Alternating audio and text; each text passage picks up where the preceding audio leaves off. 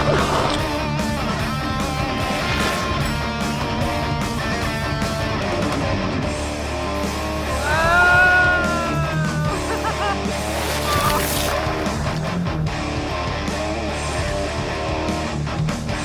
let's go!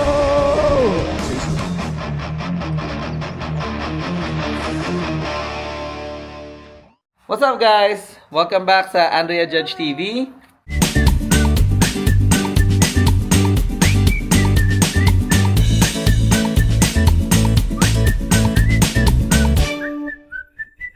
Ayan guys, for today, mayroon tayong i-unbox. Ayan, so excited na ako. Kung naalala nyo, last time bumili ako ng helmet.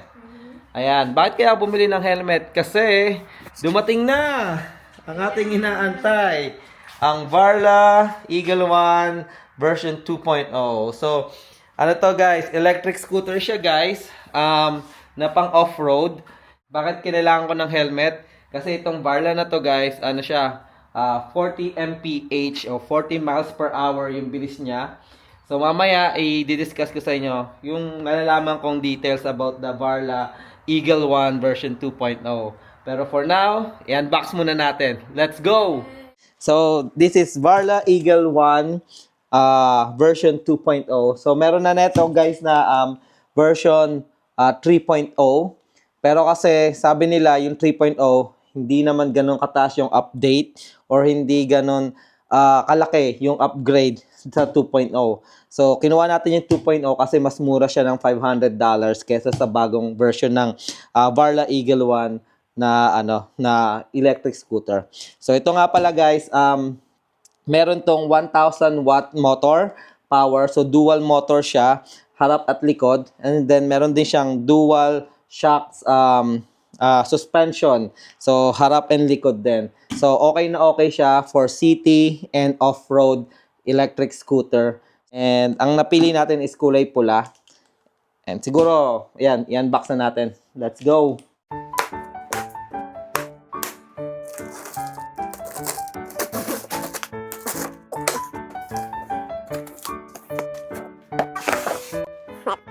Meron tayong box. Ayan. So, I think nandito nakalagay yung mga tools, no? So, tingnan natin.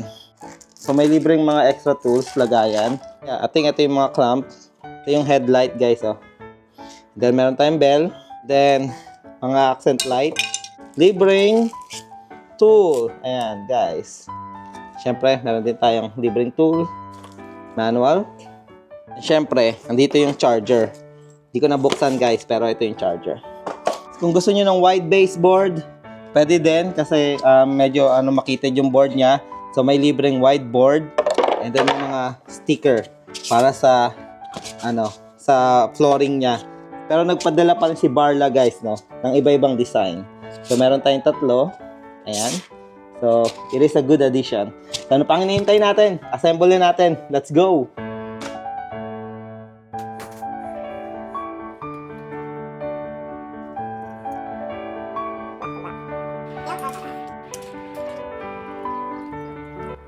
So ayan guys, assemble na. Tingnan nyo naman kung gaano siya kalaki guys. Halos kasi tangkad ko na siya, no? Yan kung gaano kataas. Abot ko na yun. So kung i-compare mo siya dito guys, sa Segway 9V namin.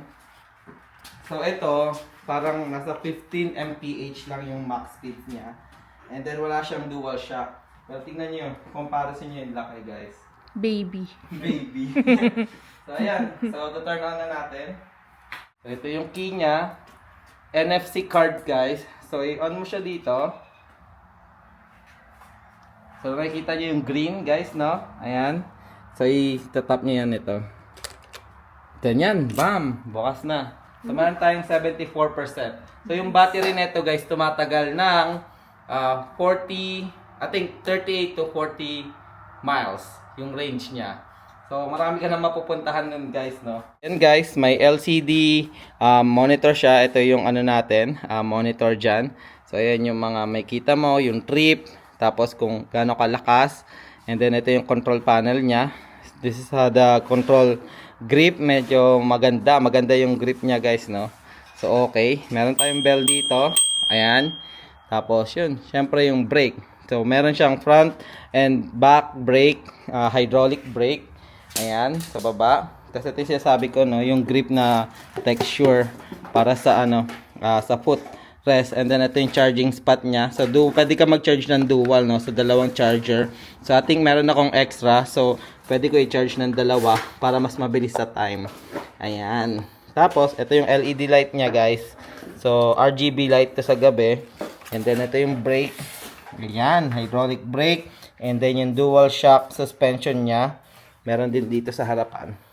Ayan. So talagang pang off-road siya, guys, no. So meron dito, pag itutupi mo, kakabit mo siya dito. Ayan. So ano pa ba? Ito yung headlight na sinasabi ko, guys, no. So napakaganda niyan sa gabi, guys. Napanood ko sa mga review. And ito yung stem niya, guys. Sobrang secured kasi pwede mong i-lock siya dito. I think ito yung bagong version ng stem lock ng Varla. And then double lock siya dito. Iti-twist mo lang para hindi maano to, alog. And then yung meron din ditong parang stick na metal na ilalagay mo dyan para double lock siya. Kasi ito yung tires, guys. So I think this is it. Di ako nagkakamali, 10 or 11 inch pang off-road tires. So tubeless tires siya, guys. So hindi ka mapa-flat tire dyan. So ayan, I'm so excited. And then syempre yung binili nating helmet. Ayan. Hindi pwedeng magsakay ng walang helmet. Ayan, patay. Eventually. And guys, sa favorite trail park namin, Waterfall Glen. Let's go. Ayan. Ganda dito, guys. Talagang gusto namin. May waterfalls din kasi na pinupuntahan. At the same time, maganda yung trail. Right, Hal? Maraming scenery ka makikita. Hindi lang siya pare-pares na puno. May prairie, may mga mapuno, may mga halos parang mukhang bamboo shoot na trail, may waterfalls, may river, may overlooking. So ayan, sama lang kayo, guys. So ayan, guys, no. Ibababa na namin. So ito yung ni Klein, Burley, and then e-bike ni Andrea, and then electric scooter ni Klein, yung Segway, ni Tiffany, and then syempre yung ating Varla na iti-testing. Yan, let's go. Tingnan natin, guys. Tingnan natin. Update na lang later. Guys, so pasok na tayo sa trail, no. So ayun yung mapa natin, kung makikita nyo. Yan. And kung makikita nyo yung road, no, medyo rough road talaga siya. Ayan, hindi siya asphalt, guys. So ito yung entrance from the parking. And then papasok na tayo ngayon sa trail natin mismo.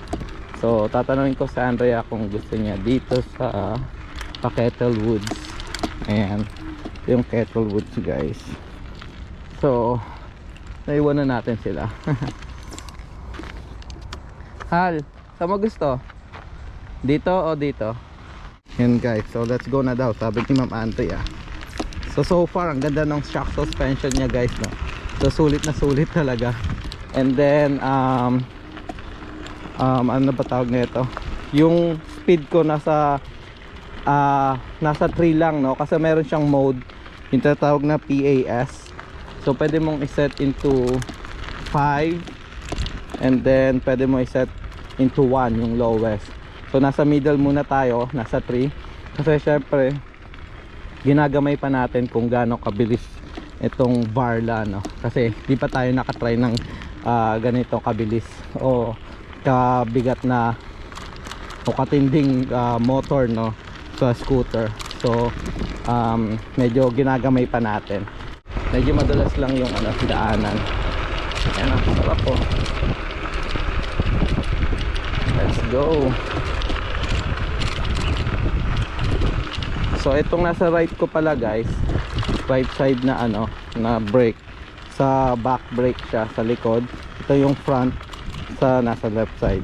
So sabi nila ang usual daw is yung nasa left is yung back na brake, and yung nasa right is yung sa front brake. So ngayon dito tayo gagamit masyado. Tingnan natin, medyo pa-hill to, guys, pataas ng isa. So wala, easy kay Varla. Ayun yung sinasabi ko, may mga magandang lake pa doon, no, and stuff. So ayan, habang may araw pa, guys. Ayan, guys, ang ganda ng view, guys. So kung makikita nyo, una na lang kayo para yun yung facing nyo. Mabilis masyado yung Barla eh. Yan. Pinauna natin guys sila Andrea sa si Tiffany. Ayan. Ayan, si Tiffany mahilig din mag-trail yan eh. Kaya ito yung bonding namin guys. Kahit na hapon na or galing work, nakapag-relax pa rin kami. Ayan. First stop over daw. A marsh makeover. So yan yung mga makikitang hayop dito guys oh. Ayan. Yeah, American mink and stuff. Ayan, kung makikita nyo guys, nasa medyo ano tayo, prairie area ng trail. So makikita nyo, it's an open field. Ayan. So sa umaga minsan, makikita nyo maraming mga ibon dito. Inisip nyo yung ride wise na itong Barla guys, napaka-komportable no. Kung nakikita nyo yung binabike ni Claire, yung scooter ni Claire, medyo ano to guys, bumpy no, kasi wala siyang ano, shocks. So hindi siya ano, medyo matagtag siya. Kumbaga itong kay Claire. And then ito parang wala lang, kayang-kaya niya yung lubak. May mga tao din na nag-hike dito guys. Ayan. So nilalakad nila to guys, 10 miles. Pinupuntahan din nila yung falls. Ayan. Siguro update ko na lang kayo pag nandun na kami sa mapunong area. Ang forest na dito. So dito medyo malilim na compare dun kanina, maliwanag kasi prairie yon, so open yung lugar.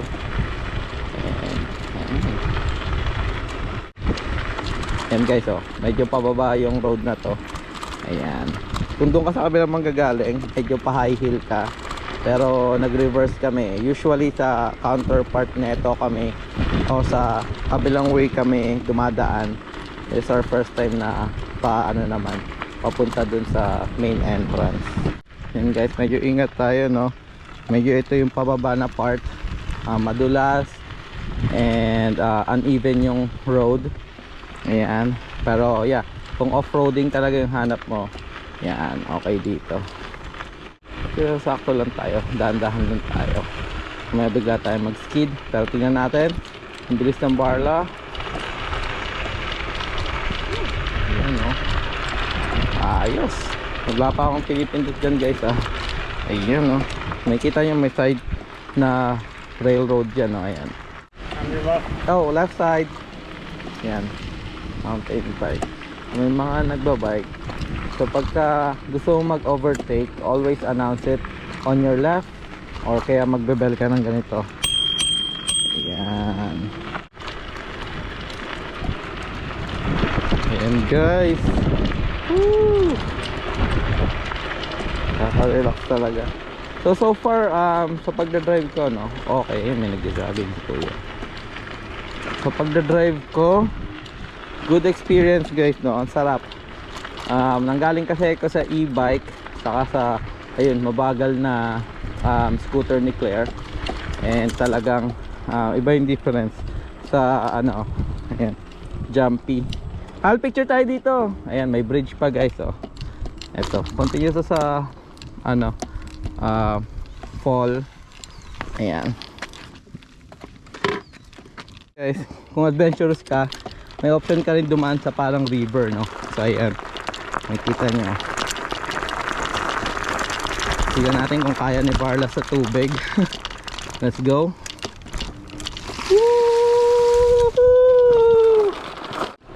And guys, take 2 daw. Gusto na Andrea yung mabilis eh.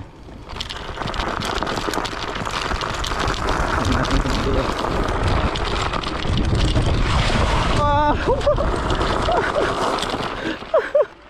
Nabasa ako.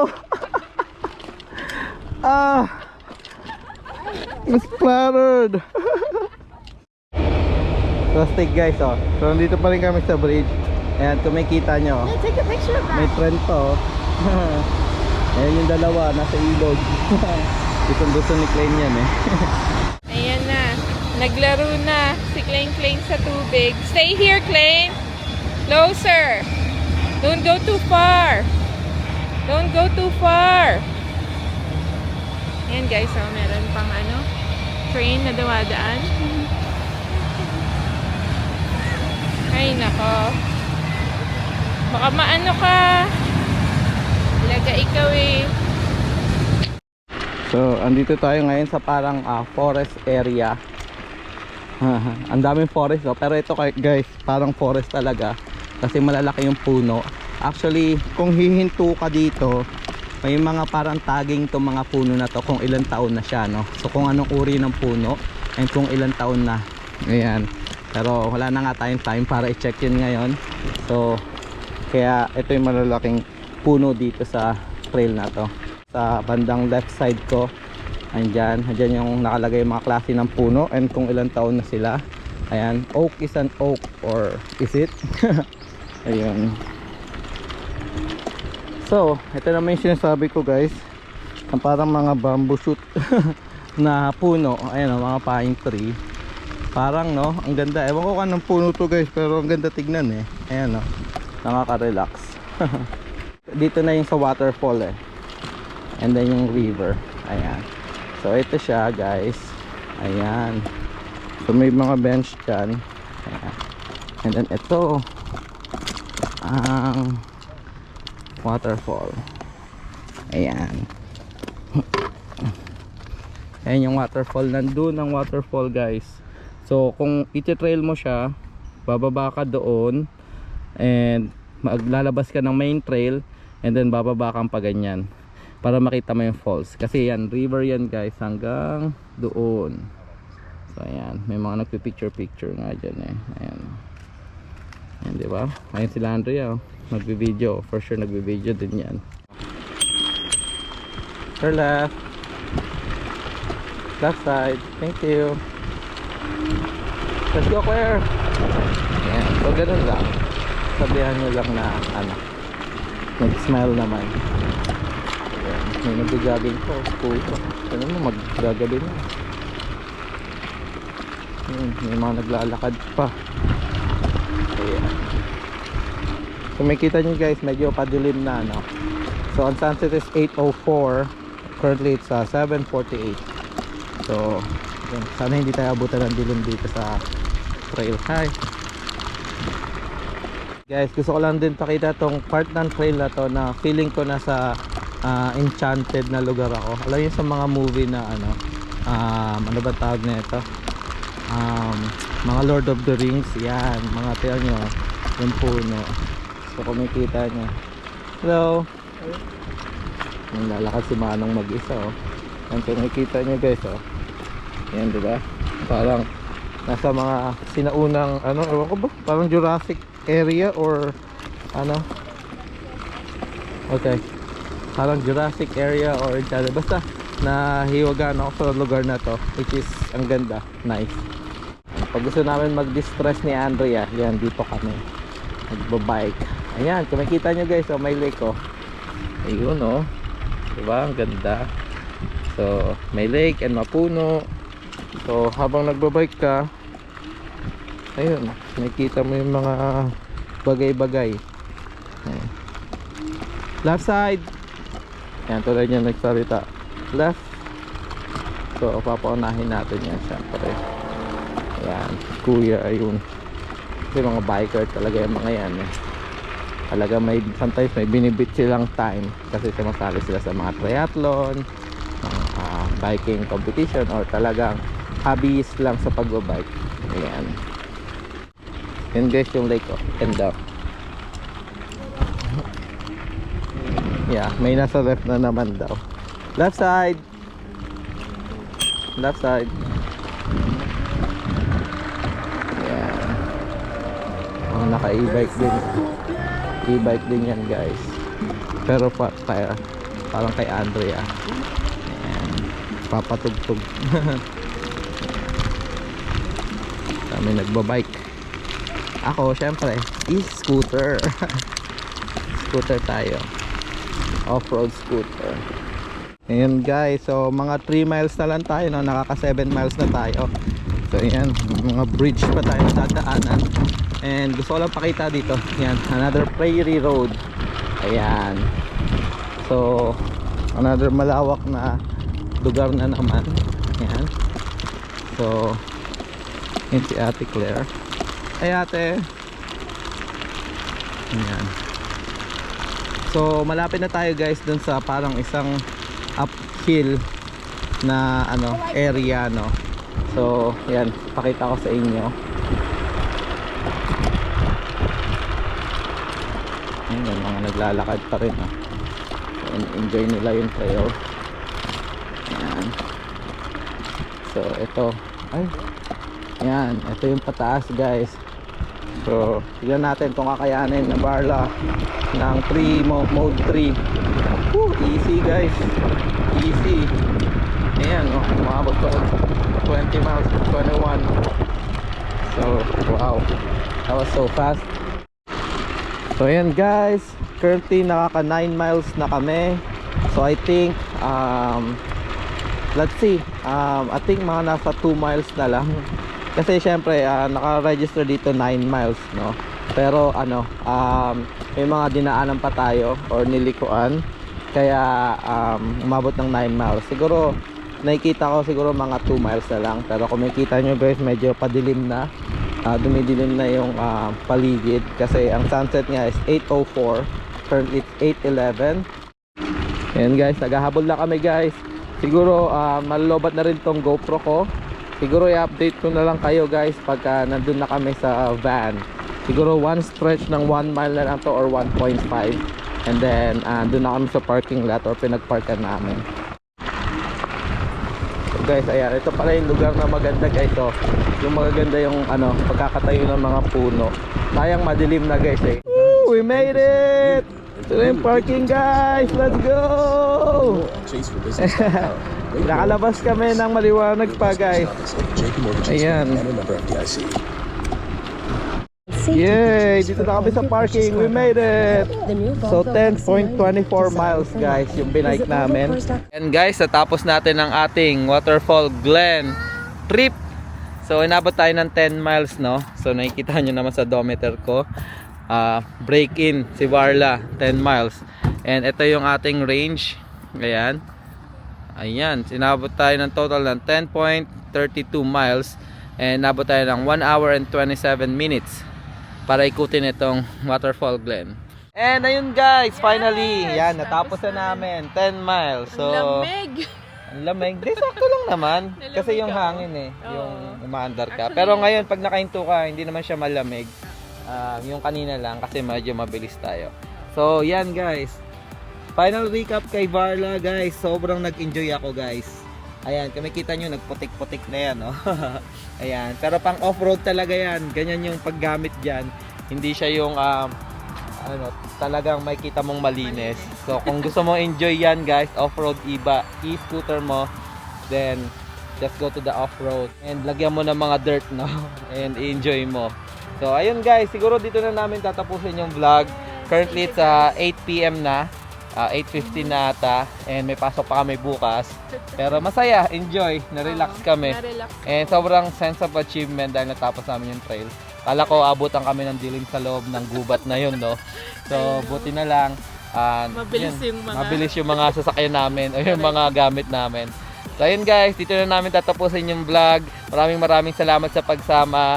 And patuloy pa rin kaming gagawa ng mga nursing vlogs. Abangan nyo yung mga nursing system vlogs namin. Siyempre mga Buhay America vlogs like mga ganito. Mga simpleng biking lang. Ayan, weekdays. Pero yun, nasisingit pa yung time para mag-trail to distress. And siyempre, abangan nyo travel vlog, guys. So, ayun.